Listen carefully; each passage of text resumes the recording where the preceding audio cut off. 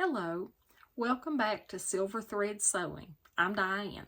Thanks for stopping by. I wanted to talk to you for just a minute about one of my favorite patterns. It's the Friday Pattern Company Sagebrush top. I'll show you a close-up picture. I've made 3 versions of this blouse and I love them all.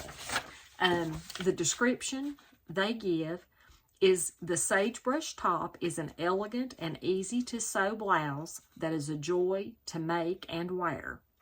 The Sagebrush is designed for woven fabrics and looks great in breezy fabrics like cotton voile, as well as more structured fabrics like crisp linen. The simple design of the top lends itself well to customization. The Sagebrush looks great tucked into something high-waisted, or I like to wear mine over an A-line skirt or jeans. So I have made 3, and let me show you my first version, which is just by the pattern. It's 100% cotton. I wish I could get that close enough. It's a beautiful fabric, and it feels just wonderful. It's so soft, but yet it has some weight to it, just a little bit. I doubt that they have it now, but I got this from Fabric Mart Fabrics a long time ago, and I got it in 2 colorways, as you can see. And yes, I made the same shirt out of 2 colors. Why not? But this one is made exactly by the pattern. At the back, it has the tie, which I love, and it just has the little keyhole opening. The sleeves are very voluminous, and they gather into these elastic cuffs. And it has this beautiful gathered ruffle on the front under the yoke. Now, this one was about 2 inches or so shorter than I personally like my tops. So on this version, and the next version I'll show you, I lengthened it by about 2 inches. And I like that on me personally better. But this one was made exactly as the pattern suggests, and I made a size, let me see, I don't remember. I made a size large, which says it's for a bust of 38 to 39, waist of 30 to 32, and hips of 39 to 41. Now, as with most of my tops, I graded out just a little bit on my second version at the hip, just because I wanted it to be a little looser. But this one fits great. It's just about 2 inches shorter. But let me show you this next one. I'm going to stand up and move back so you can see how this one hits. It's wrinkled, so forgive the wrinkles. But this is the Sagebrush top.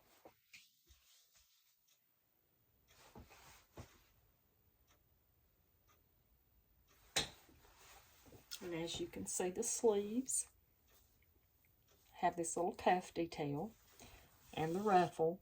This one, I actually did a button and loop.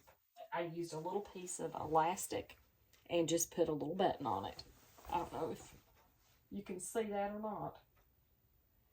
Now, I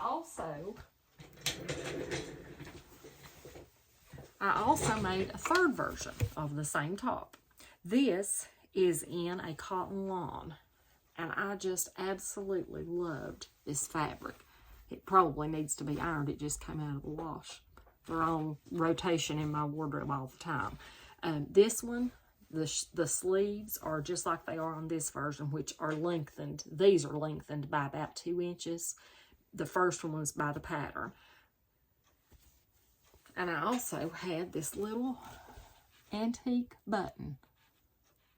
And so I finished it with just another piece of elastic and a little antique button. I like that when I wear a sweater over it or a vest top over it, the tie kind of makes a little lump right there. So I decided I liked the button better. But the sleeves are so voluminous that it's a little bit hard to wear a sweater over them just because of the volume.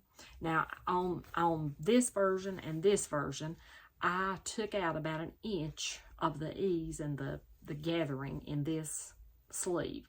And it's still plenty big and plenty voluminous. As you can see, you know, the sleeves have plenty of room.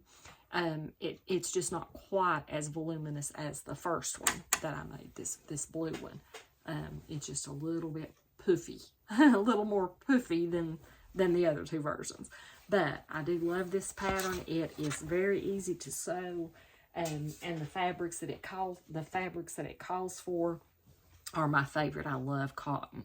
Now it takes, for the size I made, which is the large, a 45-inch wide fabric, it calls for 2.4 yards. And for 55 to 60 inch, it calls for 2 yards. And I didn't have very much. I had, I think, 2 yards of both of those fabrics, and I managed to squeeze both versions out of 2 yards. The green, the last one I made, I had a little bit more than that, about 2.5. So I had a little bit left over, but not enough really to do anything with. But it's truly one of my favorites. It feels good. You can raise your arms. You can, you know, you can do all the things, and it doesn't bind or anything. I don't like my clothes close fitting or tight, so it's right up my street. The pattern instructions are really good. They give you layout. They give you lots of layout information on how to get the best use out of your fabric. They give great instructions. They really do have really great instructions. They tell you pretty much everything that you need to do. They make the ruffle easy. One thing that I will say that I did differently, I did the burrito method for the yoke. So mine,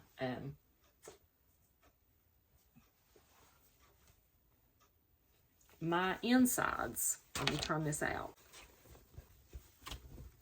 This is the back yoke, and as you can see, it's all finished. Now I did not French seam the sleeves in. I just finished them with my serger, but I did burrito the yoke. So all these seams, shoulder seams, this seam here, it's all finished, and I like that. It makes it look really good on the inside. And then I just use the bias binding around the neckline, and that works fine for me, and I'm just crazy about that button. I wanted to pop on real quick and add a couple things about the Sagebrush top. I actually have gone ahead and cut out one more, and it's out of this beautiful flannel. I got this a couple weeks ago in the clearance bin at Hobby Lobby, and it's just a great quality flannel. And I cut everything out kind of on the straight grain.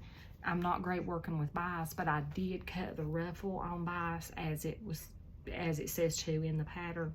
It's kind of a long piece, and I cut it out on the bias, so I'm hoping that will show. I wanted to do the yolks on the bias, but I was a little afraid I might stretch them out of shape, or I might, you know, it might look funny, so we'll see. But I did the ruffle, and I did the binding for the neck, both on the bias. So hopefully I'll have that to show you maybe next week, as well as I keep looking over here because that's where my stack of things I've cut out is. I have a pair of Margot pajamas cut out of a rayon challis. I had bought the challis from Fabric Mart Fabric just a couple weeks ago, and it's a really pretty challis twill, rayon challis twill in a pink. But when I washed it, it kind of, not exactly faded, but it had some streaks come up in the fabric. I'll show you when I do the pajamas. So I didn't really feel comfortable making a dress out of it, and I wasn't sure if I did something wrong or if it was a problem with the fabric. So I didn't want to, you know, to send it back because I did wash it, but it said machine wash gentle, and that's what I did in cold water. But anyway, it kind of made it look almost distressed. So let me get it and I'll show you. Okay, so I think you can see on this piece here, all these little faint lines, they show up a lot worse than they're showing here.